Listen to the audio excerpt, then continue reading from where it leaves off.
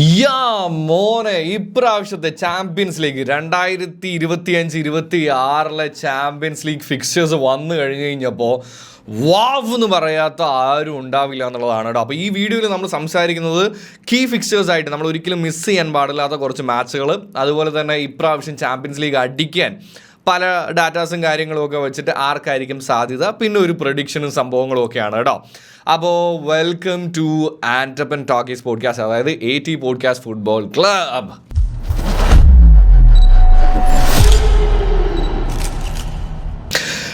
Yes guys, അപ്പോൾ എനിക്ക് തോന്നുന്നു ഇത്രയും ത്രില്ലിംഗ് ആയിട്ടുള്ള മാച്ചുകൾ ഉണ്ടാവുമെന്ന് ആരെങ്കിലും പ്രതീക്ഷിച്ചായിരുന്നോ ഇല്ലയോ എന്നൊന്നും അറിയില്ല. എന്തായാലും ഇവൻറ്റിൻ്റെ തുടക്കം തന്നെ നമുക്ക് സ്ലാറ്റനെയും അതുപോലെ തന്നെ കക്കയൊക്കെ കാണാൻ പറ്റി കഴിഞ്ഞപ്പോൾ ഇറ്റ് വാസ് ലൈക്ക് ഒരു ബ്യൂട്ടിഫുൾ മൊമെൻറ്റ് പോലെയൊക്കെ ഫീൽ ചെയ്തിട്ടുണ്ടായിരുന്നു. നിങ്ങൾക്ക് കിട്ടിയോന്ന് എനിക്കറിയില്ല, പക്ഷേ അവരെ ഒന്നും കൂടെ കാണുമ്പോൾ സ്ക്രീനിൽ ഇതേ ഇങ്ങനെ വീണ്ടും ഫുട്ബോൾ റിലേറ്റഡ് ആയിട്ട് കാണുമ്പോൾ ഒരു സന്തോഷം തന്നെയാണ് എന്നത് ഒരു കാര്യം. പക്ഷേ ഫിക്സ്ചേഴ്സ് വന്നപ്പോൾ സത്യം പറഞ്ഞു കഴിഞ്ഞ് കഴിഞ്ഞാൽ നമ്മൾ ഈ സീസൺ തുടങ്ങുന്നതിന് മുമ്പ് ബാഴ്സലോണ അടിക്കും ഉറപ്പാണ് എന്നുള്ള കാര്യങ്ങളൊക്കെ പറഞ്ഞിട്ടുണ്ടായിരുന്നു. പക്ഷേ ഫിക്സർ വന്നു കഴിഞ്ഞ് കഴിഞ്ഞപ്പോൾ അതിലേക്ക് ഒരു ഇച്ചിരി ടെൻഷൻ കൂടിയിട്ടുണ്ട് എന്നുള്ളതാണ് കേട്ടോ.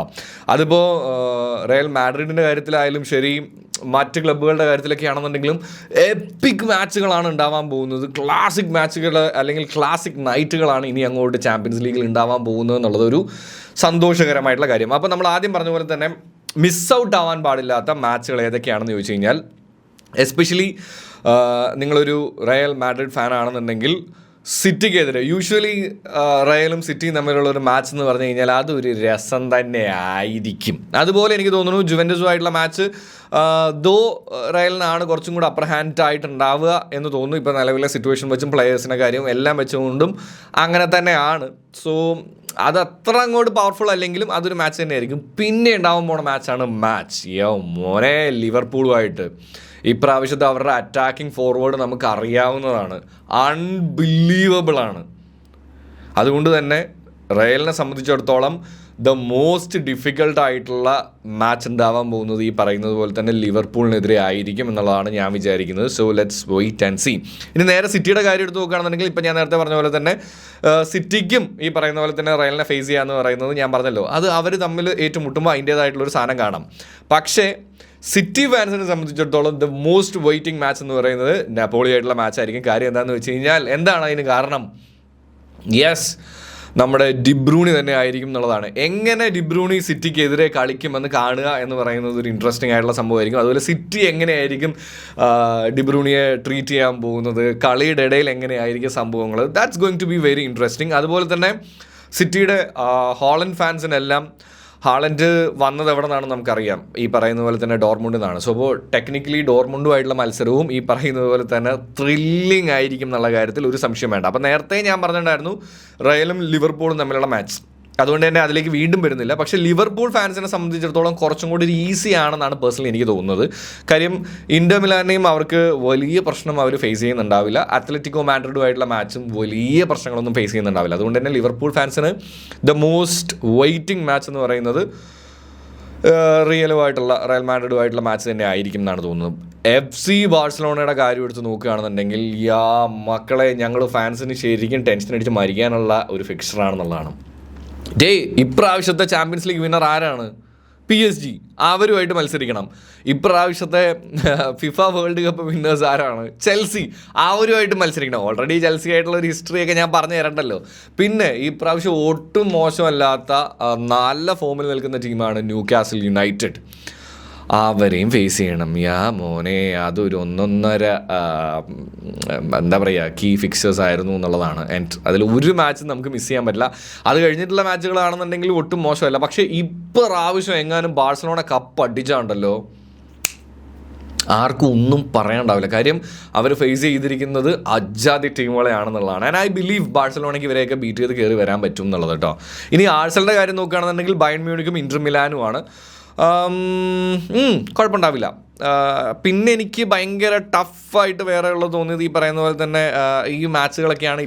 ബാക്കിയുള്ളവരിൽ ടഫ് ആയിട്ടില്ല എന്നുള്ളതല്ല, പക്ഷെ എന്നാലും ഇതൊക്കെയായിരിക്കും കുറച്ചും കൂടി ഒരു എപ്പിക് മാച്ചായിട്ട് ഉണ്ടാവാൻ പോകുന്നത് ഈ സീസണിൽ നിന്ന് എനിക്ക് തോന്നി കേട്ടോ.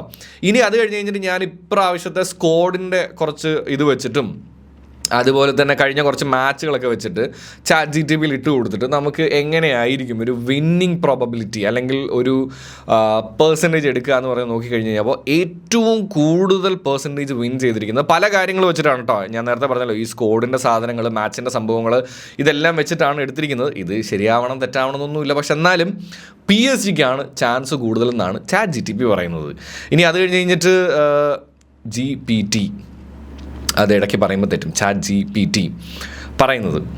അതുപോലെ തന്നെ ലിവർപൂളിൻ്റെ കാര്യത്തിൽ ഏകദേശം 14 മുതൽ 15% വരെയാണ് വിന്നിങ് പ്രോബബിലിറ്റി പറയുന്നത്. ഏകദേശം അതിന് തൊട്ട് താഴെയായിട്ട് റയലും ബാഴ്സലോണയും നിൽക്കുന്നുണ്ട്. റയലിന് 13% വരേക്കും ചാൻസ് ഉണ്ട്. ബാഴ്സലോണയ്ക്കാണെന്നുണ്ടെങ്കിൽ ഏകദേശം 12 to 13 ആ ഒരു ലെവലിൽ തന്നെയാണ് നിൽക്കുന്നത്. ആഴ്സണലിനും ഒട്ടും മോശമല്ല, ഏകദേശം 12% ഉണ്ട് എന്നുള്ളതാണ്. അതുകൊണ്ട് എനിക്ക് തോന്നിയൊരു കാര്യം എന്താണെന്ന് വെച്ച് കഴിഞ്ഞാൽ, ഇനി സിറ്റിയുടെ കാര്യം ഇതും കൂടെ പറഞ്ഞിട്ട് അത് പറയാം കേട്ടോ. സിറ്റിയുടെ കാര്യത്തിലായാലും ഏകദേശം 11% പറയുന്നുണ്ട്. ബയൺ മ്യൂണിക്കിന് 9%, 10 താഴെയാണ്. അതുകൊണ്ട് ഞാൻ ബയൺ മ്യൂണിക്കിനെ ഒഴിവാക്കി നിർത്തിയിട്ട് PSG, Liverpool, Real Madrid, Barcelona, Arsenal and city, ഇവരുടെ കാര്യം എടുത്ത് നോക്കിയാൽ ഏകദേശം ചെറിയൊരു ഡിഫറൻസ് മാത്രമേ ഉള്ളൂ. അതുകൊണ്ട് തന്നെ ഈ സീസൺ എങ്ങനെ പോകുന്നു അതിനനുസരിച്ച് ഇവരിൽ ആർക്കും അടിക്കാം. അതിപ്പോൾ ഞാനായിട്ട് പറഞ്ഞു തരേണ്ട ആവശ്യമില്ല. പക്ഷെ എന്നാലും ഇതിൽ ടഫായിട്ട് നിൽക്കുന്നത് ബാഴ്സലോണയ്ക്കും റയലിനുമാണ്. ലിവർപൂളും ഉണ്ട്. ലിവർപൂളിൻ്റെയും ഫിക്സേഴ്സ് ഒട്ടും മോശമൊന്നുമല്ല. അപ്പോൾ അതുകൊണ്ട് തന്നെ ഇവരിൽ 3 പേരിൽ ആരെങ്കിലും അടിക്കാനാണ് ചാൻസ്. ആൻഡ് ആഴ്സണൽ ഈ പറയുന്നത് പോലെ എല്ലാം കീപ്പ് ചെയ്ത് കയറി വന്നാൽ ആഴ്സണലിനും ഞാനൊരു ചാൻസ് കാണുന്നുണ്ട് എന്നുള്ളതാണ് കേട്ടോ. ഇനി നമ്മുടെ പ്രഡിക്ഷൻ ആരായിരിക്കും 2025-26 സീസണിലെ ചാമ്പ്യൻസ് ലീഗിൻ്റെ കപ്പ് അടിക്കാൻ പോകണമെന്ന് ചോദിച്ചു കഴിഞ്ഞാൽ ഇത് വെറും പ്രഡിക്ഷൻ മാത്രമാണ്. അതിന് മുന്നേ ഞാൻ പറയാം, ഞാനൊരു FC ബാഴ്സലോണ ഫാൻ ആയതുകൊണ്ട് തന്നെ എൻ്റെ ആഗ്രഹവും എൻ്റെ പ്രഡിക്ഷനും ബാഴ്സലോണ തന്നെ അടിക്കും എന്നുള്ളതാണ്. പക്ഷേ അതിന് മുമ്പേ ഞാനൊരു കാര്യം പറയാം, എങ്ങനെ ഈ സീസണിൽ പ്ലേയേഴ്സിനെ മെയിൻറ്റെയിൻ ചെയ്യും, റീപ്ലേസ്മെൻറ്റ് വന്നു കഴിഞ്ഞാൽ എന്ത് ചെയ്യും എന്നുള്ള കാര്യമൊക്കെ ഒരു വലിയ ചോദ്യമാണ്. ഫിനാൻഷ്യലി ഇപ്പോഴും ബാഴ്സലോണ കരകയറപ്പെട്ടിട്ടില്ല എന്നുള്ളതാണ് അതിൻ്റെ ഒരു വാസ്തവം. നല്ല പ്ലേയേഴ്സിനെ ഒരുപാട് റീപ്ലേസ് ചെയ്യേണ്ടതായിട്ടുണ്ടായിരുന്നു. അതൊന്നും ചെയ്യാൻ പറ്റാത്തതിൻ്റെ ഒരു റീസൺ ഇത് തന്നെയാണ്. പക്ഷേ ബാഴ്സലോണ എന്ന് പറയുന്ന ഒരു ടീം എന്ന് പറയുന്നത് ഇപ്പോൾ ഈ ഉള്ളത് വെച്ച് എങ്ങനെയൊക്കെ കൺവേർട്ട് ചെയ്തെടുക്കാൻ പറ്റും, അതിൻ്റെ ഒരു സംഭവമാണ് എന്നാണ് ഞാൻ വിചാരിക്കുന്നത്. ഈ സീസണിൽ ഈ പറയുന്ന പോലെ തന്നെ പെഡ്രി, യമാലും, റാഫീനിയും, ജുവാൻ ഗാസിയിലാണ് എൻ്റെ വലിയ പ്രതീക്ഷ. കാര്യം എന്താണെന്ന് വെച്ച് കഴിഞ്ഞാൽ ഡിഫൻസ് സ്പ്ലിറ്റായി വരാനുള്ള ചാൻസസ് വളരെ ഹൈ ആണ്. ആ സമയത്ത് ഉണ്ടാവാൻ പോകുന്ന ഏറ്റവും വലിയൊരു ഒരു ഒരു ഒരു ഒരു ഡിഫറൻസ് കഴിഞ്ഞ സീസണിൽ നിന്ന് നോക്കുകയാണെന്നുണ്ടെങ്കിൽ അത് ജുവാൻ ഗാസിയ തന്നെ ആയിരിക്കും. അതുകൊണ്ട് തന്നെ ഐ ഡു ബിലീവ് ഇവരുടെ എല്ലാവരുടെയും എഫേർട്സ് 100-ൽ കൂടുതലായിട്ട് വരികയാണെന്നുണ്ടെങ്കിൽ സ്വാഭാവികമായിട്ടും നമ്മൾ തന്നെ കപ്പടിക്കും എന്നാണ് ഞാൻ വിചാരിക്കുന്നത്. ആൻഡ് മറ്റ് ടീമുകൾ ഒട്ടും മോശമൊന്നും അല്ല കേട്ടോ, ഇതൊരു പ്രഡിക്ഷൻ മാത്രമാണ്. എന്തായാലും നിങ്ങൾക്ക് എന്താണ് തോന്നുന്നത്, ആരടിക്കും, എന്തായിരിക്കും അതിൻ്റെ കാരണങ്ങൾ, മോസ്റ്റ് ഡിഫിക്കൽട്ടായിട്ടുള്ള ഫിക്സ്ചർ ഏതായിരുന്നു എന്നുള്ളതൊക്കെ ഒന്ന് താഴെ കമൻറ്റ് ചെയ്യാം. ആൻഡ് നമ്മുടെ കണ്ടൻറ്റും കാര്യങ്ങളൊക്കെ ഇഷ്ടപ്പെട്ടു എന്നുണ്ടെങ്കിൽ ഒന്ന് ലൈക്കും ഷെയറും സബ്സ്ക്രൈബും ചെയ്ത് കൂടെ എന്ന് ഓർമ്മിച്ചുകൊണ്ട് ചിൽ കൂപ്പി ചിൽ ഗൈസ്.